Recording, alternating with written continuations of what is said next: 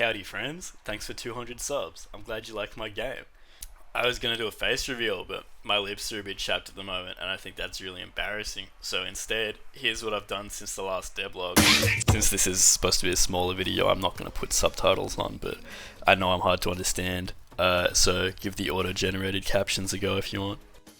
1. I reworked cybernetics so that you now have a platform that you plug modules into instead of just going straight for the modules themselves.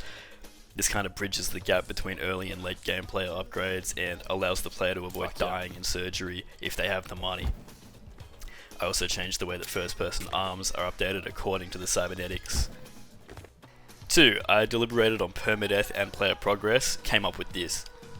The world state is a 5-way tug of war between the major factions and the player character. When a faction gains influence, it is at the expense of all others.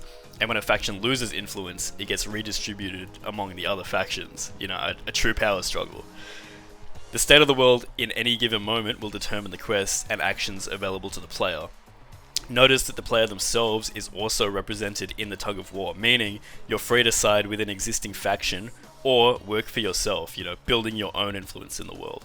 When you die though, this world state persists, all your player influence is taken and given to the remaining factions. You also lose any uninsured gear, and money in the player's bank account will also persist. Whether you'll be able to access it right away is for you to discover.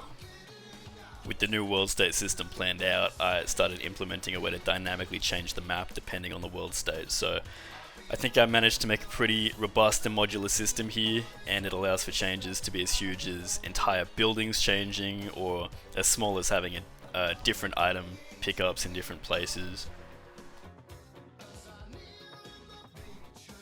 Alright, I'm going off script for this bit. The soundtrack for Hypderope.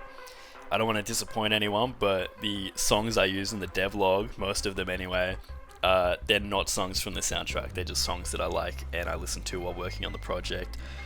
You know, I never expected anyone to watch the devlog, so I wasn't really concerned with using copyrighted music or anything, and you know, I'm still not concerned with that. What I did was I went back and I added to the description of all the devlogs a list of all the music tracks and some links about where to find them.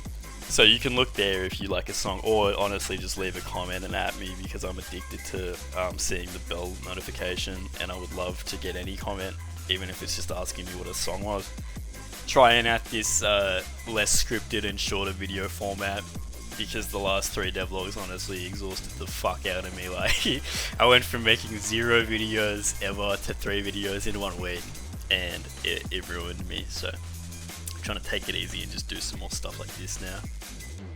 Hope this video finds you well. I'm going to try and do a few more of these little shorter update videos periodically in between doing the big devlogs. I still don't have an idea or, you know, like a time frame for the next big devlog, so to speak, but hopefully these will tide you over for now. Peace, bye, bye bye.